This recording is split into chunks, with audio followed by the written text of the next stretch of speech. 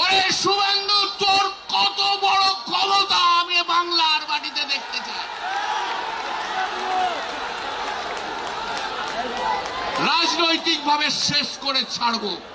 কারা কত নাম্বার পাবে তার কম্পিটিশন করছে, কারা কত চামচা তার রাস্তা নির্ভর করছে, কে কত বেশি চুরি করেছে তার প্রমাণ দিচ্ছে, কে দুবাইয়ে বাড়ি করেছে তার প্রমাণ দিচ্ছে।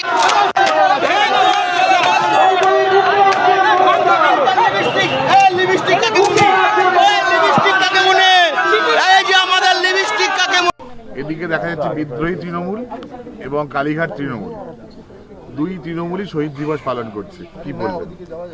দেখুন, তৃণমূলের এটা রেসিপি, এই করে একদিন দোকান চলেছে, অন্যের কাছ থেকে ছিনিয়ে নিয়ে এসে শহীদ দিবস পালন করে পুরো রাজনীতি হয়েছে।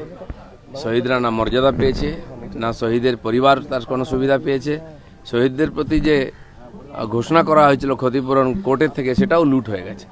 তো সেই জন্য যারা শহীদদের নিয়ে এরকম ছিনিমিনি খেলেছে তাদের আর শহীদ দিবস পালন করার অধিকার নেই। মুখ খুললে আপনি 10 বছরে তৃণমূলে থেকে কি করেছেন মুখোশ খুলে দেবো। মুখ এবং মুখোশ আমায় দেখাবেন না। তার নাম বাংলার প্রাক্তন মুখ্যমন্ত্রী মমতা বন্দ্যোপাধ্যায়। তার কারণ আপনি না থাকলে তৃণমূল কংগ্রেস এই চেহারা আজকে পেতে পারত না।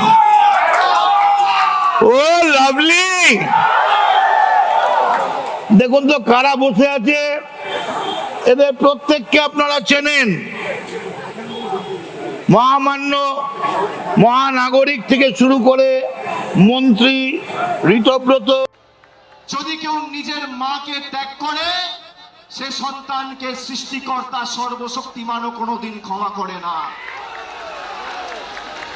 যারা গেছে, আমি নেত্রীকে অনুরোধ করব, দয়া করে আগামী দিনে একটা কেউ ফেরত নেবেন না, একটা কেউ ফেরত নেবেন না। দেখুন, এই যে ঋতব্রত উনি বালিশ চাটতে যায় এক্সপার্ট, ওনার অ্যাড্রেসটা আপনারা কালেক্ট করে দিন, আমি 1 ডজন বালিশ পাঠিয়ে দেবো আমাদের হাটের থেকে। আমরা বলি হিন্দুর টাকা চুরি করেছে কে? নরেন্দ্র মোদী। হিন্দুর টাকা চুরি করেছে কে? নরেন্দ্র মোদী। দর্শক, 21শে জুলাই শহীদ দিবস পালন করেছেন মমতা ব্যানার্জির টিএমসি, যেটা কালীঘাট, এবং ঋতব্রতর টিএমসি। এবং সবথেকে মজার বিষয় হচ্ছে ঋতব্রত বলতেছে তার স্টেজে সেখানে 13 জন শহীদ পরিবার উপস্থিত ছিলেন। একই কথা মমতা ব্যানার্জি বলতেছেন তার স্টেজে 13 জন শহীদ উপস্থিত ছিলেন। এখন কথা হচ্ছে, এই শহীদ পরিবাররা কি মানে একই পরিবারের 2 জন লোক 2টি প্রোগ্রামে গিয়েছে? আর যেতেই পারে, মানুষ আজকাল যে এই পরিমাণ লোভী, মানে সম্মানটা বড় নয়, টাকাটাই বড়, এমনটা তো হচ্ছে। কত সম্মানী ব্যক্তিরা যারা এতদিন মমতা ব্যানার্জির পা চাটত, তারা এখন ঋতব্রতর সাথে চলে গেছে, শুভেন্দু অধিকারীর সাথে চলে গেছে, বিভিন্ন পার্টিতে যোগ দিয়েছে। তো এটা কিসের জন্য? এটা তো টাকার জন্য না। টাকা ইনকাম না করতে পারুক, টাকা যেন পকেট থেকে না দিতে হয়, সেজন্য হলেও তো টাকার জন্য। আশা করি আপনারা বুঝতে পেরেছেন আমার কথাটা। তো এখানে শুভেন্দু অধিকারী মমতা ব্যানার্জিকে উদ্দেশ্য করে বলতেছিলেন যে শহীদ পরিবারের সামনে বসে কিভাবে মমতা ব্যানার্জি এই অনুষ্ঠানটি করলো। কারণ যেখানে 5 লক্ষ টাকা করে বরাদ্দ হয়েছিল শহীদ পরিবারকে দেওয়ার জন্য, সেখানে মমতা ব্যানার্জি মাত্র 2 লক্ষ টাকা করে তাদেরকে দিয়েছিলেন। তো সেখান থেকে 3 লক্ষ টাকা প্রত্যেকটি পরিবারের পক্ষ থেকে সে খেয়ে, তো তারপরও কোন মুখ নিয়ে তাদের সামনে দাঁড়িয়েছেন, এটা শুভেন্দু অধিকারী প্রশ্ন করেছেন। যদি টিএমসির কোনো ভাই ব্রাদার আমার এই ভিডিওটি দেখেন, তাহলে অবশ্যই কমেন্ট করবেন যে আপনাদের নেত্রী, আপনাদের মমতা ব্যানার্জি নেত্রী, তিনি কেন এই শহীদ পরিবারের 3 লক্ষ টাকা মেরে খেয়েছেন। এটা অবশ্যই কমেন্ট বক্সে কমেন্টের মাধ্যমে জানাবেন। এবং শুভেন্দু অধিকারী আরও একটি কথা বলেছেন, সেটি শহীদ পরিবার চাইলে এখনও মামলা করতে পারবে। শহীদ পরিবার চাইলে এখনও শুভেন্দু অধিকারীর সরকারের কাছে যদি মামলা করে তাহলে তাদেরকে প্রপার বিচার এনে দিবে। মানে অনেক শহীদ পরিবার তো এখন পর্যন্ত বিচার পায়নি, তো তারা আসলে যেটুকু প্রাপ্য সেইটুকু শুভেন্দু অধিকারী বুঝিয়ে দিবে এমনটি কথা দিয়েছেন। দর্শক, সেই ভিডিও আমি শেষ অংশ আপনাদেরকে দেখাবো। পুরো ভিডিওটি দেখতে থাকুন, তাহলেই দেখতে পারবেন। মমতার সঙ্গে বাদানুবাদ মঞ্চ ছাড়লেন কল্যাণ। মানে আমি এই বিষয়টি আসলে খুবই হাস্যকর, কিন্তু আবার সমস্যাও বটে। মানে কল্যাণ ব্যানার্জিকে বক্তব্য দিতে মাইক দেওয়া হয়েছে, উনি এরকম বক্তব্য দিচ্ছে, দিয়েই যাচ্ছে।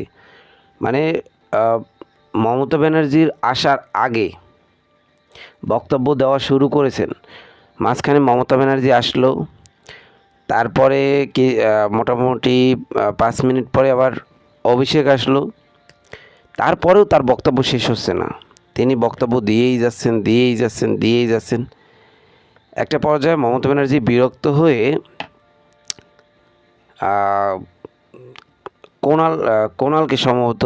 কোণালকে বললেন যে ওই মানে মাইকটা ছাড়তে বলো।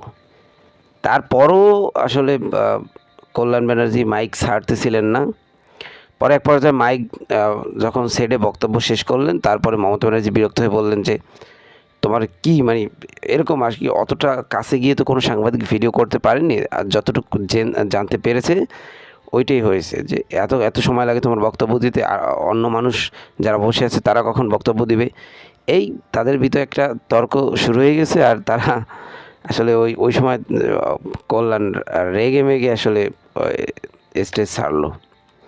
তো এটা কল্যাণ ব্যানার্জিকে পরবর্তীতে জিজ্ঞেস করা হয়েছিল যে আসলে কি হয়েছিল, আপনি কেন স্টেজ ছাড়লেন? তো উনি বললেন যে আমার শরীর খারাপ করতেছিল, দীর্ঘক্ষণ বক্তব্য দিয়েছি, সেই কারণে শরীর খারাপ করতেছিল, এমনটি বললেন। দর্শক, অন্যদিকে ঋতব্রতর যে প্রোগ্রাম করেছে, সে প্রোগ্রামে অনেকেই উপস্থিত ছিলেন, তার ভিতরে মদন মিত্র ছিলেন। মদন মিত্র ওখানে বলতেছিলেন যে মমতা ব্যানার্জিকে মানে হাজার সালাম। তারপরে উনি বলেন যে মমতাকে কোটি সালাম, হাজারও না, কোটি সালাম জানিয়ে বলেন যে আজকের এই দলটির এই অবস্থায় এনেছে একমাত্র মমতা ব্যানার্জি, এবং এমন একটি ছেলেকে দায়িত্ব দিয়েছে, মানে অভিষেক ব্যানার্জিকে উদ্দেশ্য করেই বলে যে সেই ছেলেটি আসলে এই পার্টিটিকে ধ্বংস করে দিয়েছে। ওই ঘুরে ফিরে একই কথা একইভাবে চলতেছে। এইভাবে যদি রাজনীতি চলতে থাকে তাহলে আমার মনে হয় না যে টিএমসি কোনো দিন আসলে ঘুরে দাঁড়াতে পারবে, কারণ সেই শুরু থেকেই একই বয়ান, একই কথা, একই সব কিছু, দুই দলেরই একই বক্তব্য, কোনো মানে উন্নয়নমূলক কোনো বক্তব্য নেই যে কোন পার্টির কী হলো, উন্নয়ন কতটুকু হলো, সেরকম কোনো বক্তব্য নেই। ওই রাস্তায় দাঁড়িয়ে সাংবাদিকের সামনে মাইক্রোফোন ধরলে যে বক্তব্য দেয় সেটা স্টেজে বসেও দেয়, আবার সেটা বাসায় যদি কোনো সাংবাদিক ইন্টারভিউ নিতে যায় তখন ওই একই বক্তব্য দেয়। তো এটাই বর্তমানে টিএমসি এবং ওই যে ঋতব্রত টিএমসি, মানে কালীঘাট টিএমসি, ঋতব্রত টিএমসি, দুইটার এখন একই বক্তব্য। এটা আসলে মানুষ শুনতে বিরক্ত হয়ে গেছে, এটা নতুন করে শোনার কিছুই নেই।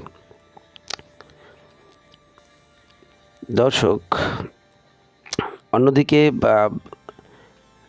যখন অভিষেক ব্যানার্জিকে বক্তব্য দিতে দেওয়া হলো, অভিষেক ব্যানার্জি এই প্রথম একটু নতুন বক্তব্য দেখলাম, সেটা হলো আমি নেত্রীকে বলবো যে নেত্রী যেন যারা চলে গিয়েছে, যারা বেইমানি করেছে এই দলের দুর্দিনে, দলের খারাপ সময় যারা দল ছেড়ে গিয়েছে, তাদেরকে যেন আর কোনো দিন না নেয় দলে, এবং তারা নাকি আসবে মমতা ব্যানার্জির কাছে দলে যোগ দিতে, কিন্তু মমতা ব্যানার্জি যেন না নেয়।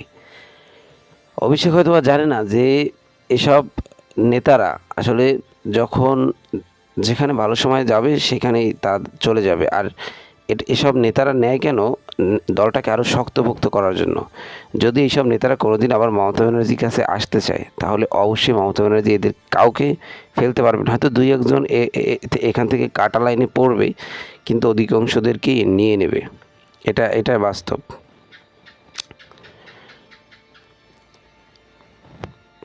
দর্শক, অন্যদিকে তো আমরা দেখলাম যে ঋতব্রতর ছবি টবি দিয়ে ছবির উপরে জুতার মালা দিচ্ছে, জুতো দিয়ে বাড়ি দিচ্ছে। মানে মোটামুটি আজকে ঋতব্রতর প্রোগ্রামে থেকে মমতা ব্যানার্জির প্রোগ্রামে বেশি লোক হয়েছে, অনেক বেশি, অনেক। আর তারা এতটাই মানে ক্ষুব্ধ ছিল যে ঋতব্রতকে সামনে পেলে মনে হয় যে টেনে ছিঁড়ে ফেলতো, এরকম এতটাই ক্ষুব্ধ ছিল তারা। দর্শক, সেই ভিডিও আপনাদেরকে আমি শেষ অংশে দেখানোর চেষ্টা করব।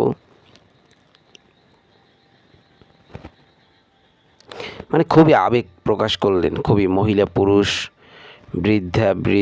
বৃদ্ধ সবাই দেখলাম। দর্শক, অন্যদিকে আমরা একটু যদি দিল্লির খবর দেখি তাহলে দেখা যায় রাহুল ও প্রিয়াঙ্কা গান্ধী আটক। আর যেইভাবে রাহুল গান্ধীকে আটক করেছে নরেন্দ্র মোদী, ককরোচ জনতা পার্টি তো একভাবে তারা অনশন করে যাচ্ছে, একভাবে তারা আন্দোলন সংগ্রাম চালিয়ে যাচ্ছে।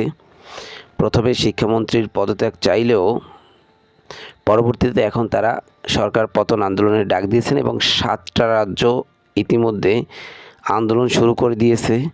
কারণ এখন ভারতবর্ষের আসলে মানুষ বুঝে গেছে বাংলাদেশ এবং ওই যে কি বলে ওটাকে, যাই হোক, বাংলাদেশ কীভাবে গণঅভ্যুত্থান হয়েছে, নেপাল বাংলাদেশ এবং নেপাল দেখে আসলে মানুষ বুঝে গেছে যে এভাবে সরকার পতন করানো যায়। অতএব নরেন্দ্র মোদীও মনে হয় যে খুব শীঘ্রই পতনের দিক যাচ্ছে, কারণ যেভাবে একটার পর একটা রাজ্য এর সাথে মিলিত হচ্ছে। এবং আজকে রাহুল গান্ধীকে যখন আটক করেছে, এখন তো প্রত্যেকটি রাজ্য থেকেই আন্দোলন সংগ্রাম শুরু হয়ে যাবে। কারণ রাহুল গান্ধীর দলও তো ছোট দল না, বিরোধী দল হিসেবে মোটামুটি বড় দল। তো রাহুল গান্ধীর তো প্রত্যেকটি রাজ্যে মোটামুটি সংখ্যা, মানে তাদের সাপোর্টার, তাদের রয়েছে তাদের সাপোর্টার। তো তারা তো এখন অলরেডি মোদি আন্দোলন শুরু করে দেবে যে মোদির পদত্যাগ চাই। তো নরেন্দ্র মোদীর পদত্যাগ হলে তো বাংলায় তো শুভেন্দু অধিকারীর পদত্যাগ তো অনেক আগে থেকেই চায়। তিনি ক্ষমতায় আসার আগে থেকেই শুভেন্দু অধিকারীর পদত্যাগ চায়। কারণ শুভেন্দু অধিকারী যেসব প্রতিশ্রুতি দিয়ে এসেছেন মানুষের কাছে, সেই প্রতিশ্রুতিগুলি আসলে রক্ষা করেননি কোনোটাই, সেটা আমরা দেখছি। দর্শক, আপনাদের জন্য কয়েকটি ভিডিও আমি রেখেছি, চলেন সেই ভিডিওগুলি আমরা একসাথে দেখি। দর্শক, যদি আমাদের চ্যানেলটিকে এখনও সাবস্ক্রাইব না করে থাকেন, একটি সাবস্ক্রাইব করে দেবেন পরবর্তী ভিডিও দেখার জন্য। ওরে শুভেন্দু, তোর কত বড় ক্ষমতা আমি বাংলার মাটিতে দেখতে চাই। রাজনৈতিক ভাবে শেষ করে ছাড়বো। কারা কত নাম্বার পাবে তার কম্পিটিশন করছে, কারা কত চামচা তার রাজধানী নির্ভর করছে, কে কত বেশি চুরি করেছে তার প্রমাণ দিচ্ছে, কে দুবাইয়ে বাড়ি করেছে তার প্রমাণ দিচ্ছে, কার দুবাইয়ে 4টে বাড়ি তার প্রমাণ দিচ্ছে, কার মেয়ের দুবাই বাড়ি তার প্রমাণ দিচ্ছে, কার দুবাই।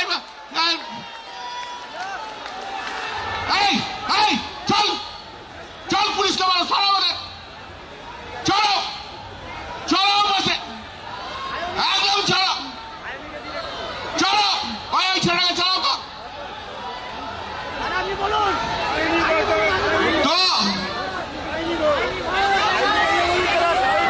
একটা জায়গায় বেরোতে পারছে না, এই যে 20 জন এমপি কোথাও বেরোতে পারছে না। আর দিদি আমার সাইনি দিদি,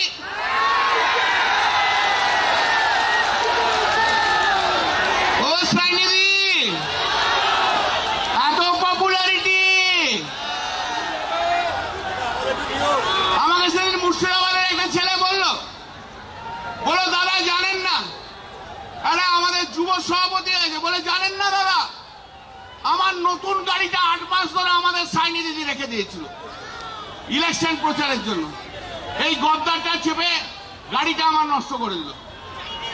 তো দিদি, সাইনি দিদি, আপনি তো বড় ফিল্ম স্টার, আপনাকে দেখার জন্য তো পশ্চিমবাংলার মানুষদেরকে দাঁড়িয়ে থাকে, এত বড় স্টার, কোথায় গেলেন দেখতে তো পাচ্ছি না। বারুইপুর গিয়েছিলেন, কথা শুনে চলে এসছেন। তাই তো, ঠিক কিনা? আর দিদি আমার রচনা দিদি, আহা, अरे दीदी नंबर नहीं है, ये ऐसा दीदी कभी नहीं मिला। दीदी तुम्हारा मुर्दाबाद। मोदी जी, अमित शाह जी, আপনি এমপি কিনছেন কেন? কিনছেন one nation one election bill pass করার জন্য, তাই তো? তা one nation one election bill pass করলে 2029-এ পশ্চিম বাংলায় যখন লোকসভা নির্বাচন হবে, পশ্চিম বাংলায় তখন বিধানসভার নির্বাচন করতে হবে। Date of expiry 2029। যতই তুমি স্বপ্ন দেখো কেন শুভেন্দু বাবু, যতই তোমার বি টিম এমএলএরা স্বপ্ন দেখো কিনা, তুমি কিন্তু নিজের বাস নিজে ডেকে নিয়ে আসছো। এবারে একটা নতুন জিনিস বিধানসভায় দেখা যাচ্ছে, কে কত মালিশ করতে পারে, তেল মালিশ। কারা কত নাম্বার পাবে তার কম্পিটিশন করছে, কারা কত চামচা তার রাস্তা নির্ভর করছে, কে কত বেশি চুরি করেছে তার প্রমাণ দিচ্ছে, কে দুবাইয়ে বাড়ি করেছে তার প্রমাণ দিচ্ছে, কার দুবাইয়ে 4টে বাড়ি তার প্রমাণ দিচ্ছে, কার মেয়ের দুবাই বাড়ি তার প্রমাণ দিচ্ছে, কার দুবাই।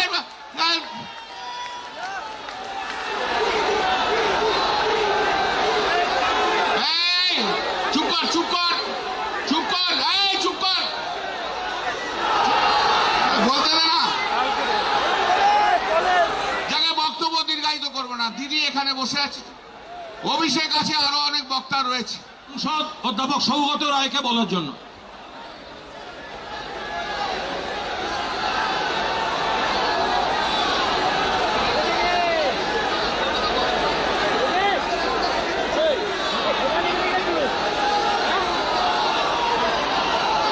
অধ্যাপক সৌগত রায়কে বলার জন্য।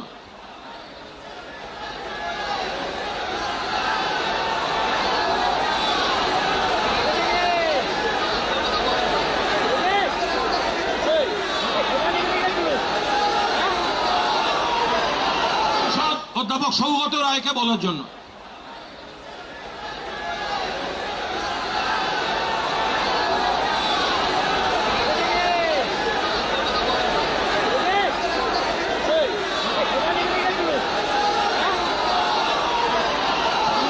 অধ্যাপক সৌগত রায়কে বলার জন্য।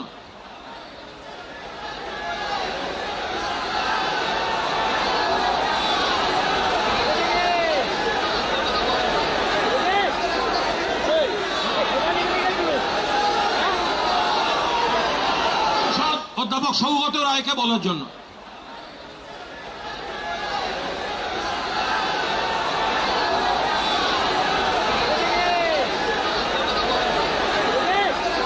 মুখ খুললে আপনি 10 বছরে তৃণমূলে থেকে কি করেছেন মুখোশ খুলে দেবো। মুখ এবং মুখোশ আমায় দেখাবেন না। কেউ ইডির ভয়ে, কেউ সিবিআই এর ভয়ে, কেউ সিআইডির ভয়। আমি সিআইডি কে এত অ্যাক্টিভ হতে জীবনে দেখিনি। বলে বলে ফেড আপ হয়ে যেতাম। এসটিএফ কে দিয়ে, আইসি কে দিয়ে, ওসি কে দিয়ে 14,000 কেস করেছে। জেনে রাখুন, ওয়ার্ল্ড গিনিস বুক অফ রেকর্ডে নাম তোলার মতো 14,000 নেতা কর্মীদের বিরুদ্ধে কেস করেছে। কর্মীরা মাথা নত করেনি, জেলে গেছে। জেল থেকে ফিরে আসলে মালা দিয়ে বরণ করবেন। আর যে গদ্দাররা ইডি বাঁচাতে, সিআইডি বাঁচাতে, সিবিআই বাঁচাতে চলে গেছে নিজেদের রক্ষা কবচ নিতে, তাদের জন্য আমি বলি ক্ষমা করুন, আপনাদের আর প্রয়োজন নেই। ভালো থাকুন, আপনারা ভালো থাকুন, আপনাদের পরিবার ভালো থাকুন। ধনে মানে প্রাণে সম্পদ নিয়ে আর নিজের পরিবার নিয়ে ভালো থাকুন। আপনারা মানুষের পরিবার নয়, আপনারা তৃণমূল পরিবার নয়। That is the reality. এটা হচ্ছে বাস্তব। বাংলা আজকে বাংলা থেকে হারিয়ে গেছে। হঠাৎ চিঠি দিচ্ছে বাংলা ভাষায়, বাংলা ভাষাটা তো সিপিএম এর আমলেই তৈরি হয়ে গেছিল। যদি কেউ নিজের মাকে ত্যাগ করে, সে সন্তানকে সৃষ্টিকর্তা সর্বশক্তিমানও কোনোদিন ক্ষমা করে না। যারা গেছে, আমি নেত্রীকে অনুরোধ করব, দয়া করে আগামী দিনে একটা কেউ ফেরত নেবেন না, একটা কেউ ফেরত নেবেন না। আজকের এই কর্মী সমর্থকদের উৎসাহ উদ্দীপনা, বিজেপির ক্ষমতা হবে ক্যাথিড্রাল রোডে এই মিটিং করা, রাজ্য সরকারের ক্ষমতায়, পুলিশ তোমার, তদন্তকারী সংস্থা তোমার, অর্থ তোমার, কেন্দ্র সরকার তোমার, মানুষ তৃণমূলের সাথে রয়েছে। পুলিশ যাদের অযথা মিথ্যা মামলায় অত্যাচারিত করছে, আমি বলবো ধৈর্য ধরুন, একটা ছোট নোটবুক পকেটে রাখবেন, সব লিখে রাখবেন, এই নোটবুকগুলো এক এক করে আমরা ঠিক টাইম মতো নিয়ে নেব। যারা যে ভাষায় বোঝে তাদের সে ভাষাতেই জবাব দেওয়া হবে। ঘর বাড়ি ভেঙে দিয়ে, পার্টি অফিস গুড়িয়ে দিয়ে ভাবছে তৃণমূলকে উৎখাত করব, দুর্বল করব। আরে ফুটপাতে থাকবো, তোদেরকে হারাবো, বাংলা থেকে উৎখাত করব, কথা দিয়ে গেল। দেখি কত ক্ষমতা, কি করবে, কি করবে বিজেপি? জেলে রাখবে, মিথ্যা মামলায় ঢোকাবে, ঢোকাও, তাও বশ্যতা স্বীকার করব না, মেরুদণ্ডটা ফোর্সের নয়। যারা মমতা ব্যানার্জির ছবিকে পিছনে রেখে আর জোড়া ফুল চিহ্নটাকে সামনে রেখে 2024 নির্বাচনে জিতেছে, তারা বলছে আমরা এখন এনডিএ কে সমর্থন করব। মানুষ ক্ষমা করবে? করবে? আপনাদের মধ্যে অনেকে কাউন্টিং এ ছিলেন, কিভাবে বিজেপি কাউন্টিং এ চুরি করে জিতেছে আপনারা সাক্ষী রয়েছে। যারা রামের নামে ভোট চেয়েছিল, সেই রাম মন্দিরে চুরির দায় এই বিজেপির। রাম মন্দিরে নোট চুরি আর ইভিএম এ ভোট চুরি, এই হচ্ছে বিজেপির প্রকৃত স্বরূপ। আর যারা গা বাঁচাতে, পিঠ বাঁচাতে বালিশ চাটার গ্রুপে যাচ্ছে, এদেরকে তৃণমূল বলবেন না, বলবেন বালিশ চাটা। খালি বিসি বললেই হবে, বিসি, বিসির অনেক মানে হয়, বালিশ চাটা, আমি আর বেশি কিছু বললাম না। এদিকে দেখা যাচ্ছে বিদ্রোহী তৃণমূল এবং কালীঘাট তৃণমূল, দুই তৃণমূলই শহীদ দিবস পালন করছে, কি বলবেন? দেখুন, তৃণমূলের এটা রেসিপি, এই করে একদিন দোকান চলেছে, অন্যের কাছ থেকে ছিনিয়ে নিয়ে এসে শহীদ দিবস পালন করে পুরো রাজনীতি হয়েছে। শহীদরা না মর্যাদা পেয়েছে, না শহীদের পরিবার তার কোনো সুবিধা পেয়েছে। শহীদদের প্রতি যে ঘোষণা করা হয়েছিল ক্ষতিপূরণ কোর্টের থেকে, সেটাও লুট হয়ে গেছে। তো সেই জন্য যারা শহীদদের নিয়ে এরকম ছিনিমিনি খেলেছে, তাদের আর শহীদ দিবস পালন করার অধিকার নেই। শহীদদের প্রতি সম্মান সবাই দেখাতে পারে, তাই আমাদের বিধানসভা চলাকালীন মাননীয় মুখ্যমন্ত্রীর আর অনুরোধে স্পিকার 2 ঘন্টা ছুটি দিয়েছেন, 12টা থেকে 2টো, যে যারা যারা শহীদ তর্পণ করতে চান, সম্মান জানা, তারা শহীদদের সম্মান জানাবেন। সেই জন্য আমরা ছুটিও দিয়েছি। তো সেই জন্য এই যে শহীদ দিবসের যে একটা দাদাগিরি, সারা কলকাতা জাম করে দিয়ে ডিম ভাত খাওয়ার উৎসব ছিল, সেটা আবার বন্ধ হওয়া উচিত। আজ কালকে দেখলাম এখনো পর্যন্ত সারা রাত, যেটা কালীঘাট তৃণমূলের পক্ষ থেকে দেখলাম, মমতা বন্দ্যোপাধ্যায়, অভিষেক বন্দ্যোপাধ্যায়, কালীঘাট তৃণমূলের নেতৃত্ব, তারা সারাটা এখনো পর্যন্ত ওই মঞ্চের সামনে বসে আছেন, তদারকি করছেন। কি ঠিকই আছে, তদারকি করে কি হবে? লোক আসা চাই তো। তার কর্মীরা আজকে পার্টি ছেড়ে চলে যাচ্ছে, এমপি চলে যাচ্ছে, এমএলএ চলে যাচ্ছে, যে পার্টির কার্যালয়ে চলে গেল, যে পার্টির অ্যাকাউন্ট বন্ধ হয়ে গেল, পার্টির আছেটা কি? যেরকম উনি একা ছিলেন আগে, এখনো একা আছেন, কিন্তু এই যে মাঝখানে 15টা বছর পশ্চিমবঙ্গকে পিছিয়ে দিয়ে গেলেন, এত পরিবার নষ্ট হলো, এত মানুষের জীবন ধ্বংস হয়ে গেল, তারও জবাব ওনাদেরকে একদিন দিতে হয়।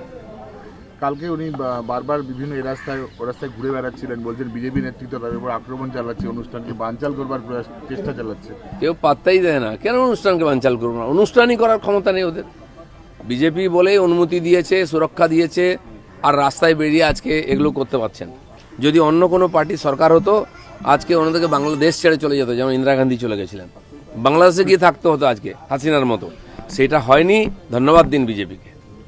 রাজ্য সরকার কিন্তু 21 জুলাই ফাইল প্রকাশ করেছে, সেখানে কমিশনে দেখা গেছে মমতা বন্দ্যোপাধ্যায়ের কোনো স্বাক্ষর নেই। আমি বললাম যে পুরো ধোঁকাবাজি।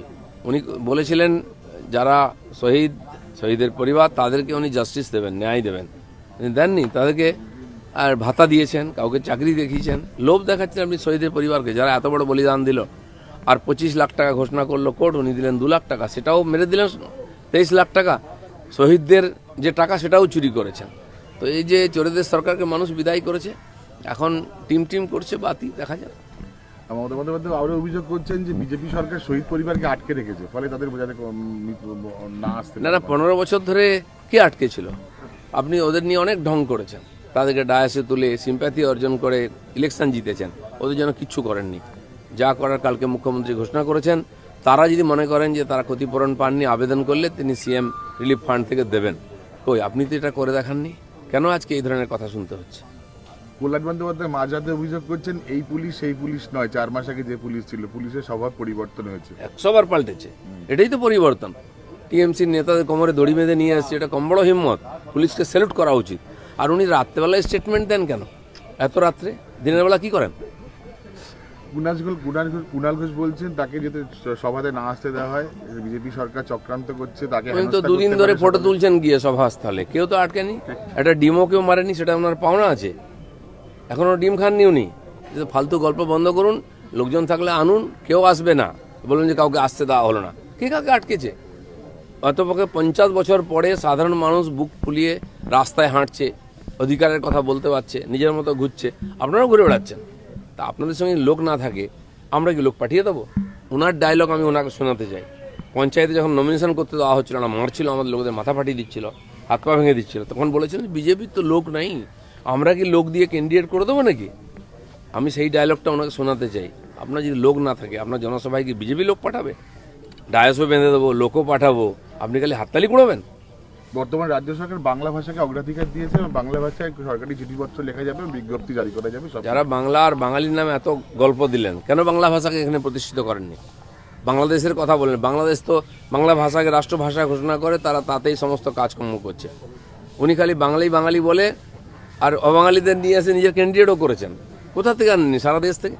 বাঙালির এত বড় ক্ষতি মমতা ব্যানার্জি ছাড়া কেউ করেনি, আর সেটা যেটা করতে পারেননি সেটা আমরা করি। নারায়ণপুর কাণ্ডে একের পর এক ধরা পড়ছে এনআইএ তদন্তে, বিস্ফোরণ। এই সবে শুরু হয়েছে, দেখুন না, সব জায়গায় যত এই ধরনের অ্যান্টি ন্যাশনাল অ্যাক্টিভিটি হয়েছে, যত গুন্ডা বদমাশ আছে, যেমন যেমন কমপ্লেন হবে তেমন তেমন তার অ্যাক্টিভিটি হবে, স্টেপস হবে, আর সবাইকে আসতে হবে আইনের আন্ডারে। লাস্ট প্রশ্ন, শহীদ কংগ্রেস এবং 2 তৃণমূল কংগ্রেস, তারা বলছে শহীদ আমাদের। এই নিয়ে আজকে 3টে পার্টি, কংগ্রেস, 2 তৃণমূল। দেখুন, শহীদ কারো হয় না, শহীদ সমাজের।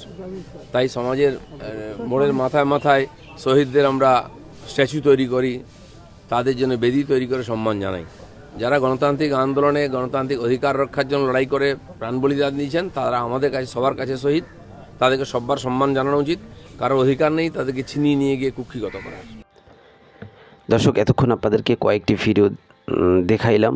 তার ভিতরে রাহুল ও প্রিয়াঙ্কা গান্ধী আটক কীভাবে হয়েছে এবং তাদেরকে কীভাবে টেনে হিসেবে নিয়ে যাওয়া হচ্ছে সেই ভিডিওটি আপনারা দেখলেন। দর্শক, বিরোধী দলের একজন নেতা, তাকে এইভাবে নরেন্দ্র মোদী ক্ষমতা প্রয়োগ করে গ্রেফতার করতেছেন, এটা আসলে নরেন্দ্র মোদী চরম ভুল করতেছেন। কারণ উনি হয়তোবা নরেন্দ্র মোদী বাংলাদেশের যখন পতন হয়েছে এবং নেপালের যখন পতন হয়েছে, তখন হয়তোবা নরেন্দ্র মোদী ঘুমেছিলেন। কারণ নেপালে এবং বাংলাদেশে আমরা দেখেছি মন্ত্রীরা পালিয়ে যাওয়ার জন্য আসলে তাদের প্যান্ট পর্যন্ত ছিল না, তারা প্যান্ট খুলে উদাম সেখানে মেরেছে এবং তারা মানে ড্রেনে পড়েছে, সেখান থেকে উঠে পালিয়েছে, এরকম অবস্থা কিন্তু হয়েছিল। তো যত বড়ই নেতা হোক, কিন্তু গণ-অভ্যুত্থান শুরু হয়ে গেলে বা মানুষ যদি স্বৈরাচারী আচরণ শুরু করে, মানুষ সেটাকে যখন মানুষের দেয়ালে পেট ঠেকে যায়, তখন কিন্তু মানুষ সেটাকে রুখে দেওয়ার জন্য আস্তে আস্তে সামনের দিকে এগোয়। আর মানুষ যখন আন্দোলন সংগ্রাম শুরু করে, অভ্যুত্থানের ডাক দেয়, তখন কিন্তু কোনো সরকারই টিকে থাকতে পারে না, সে যত বড়ই শক্তিশালী সরকার হোক না কেন। দর্শক, নরেন্দ্র মোদীর পদত্যাগ হয়তো খুব শীঘ্রই হতে যাচ্ছে। আর শুরুতেই তো আপনাদের টিএমসি এবং বিজেপির মানে পশ্চিমবঙ্গের যে অবস্থা সেটাই বললাম, আপনারা সেই খবর শুনলেন।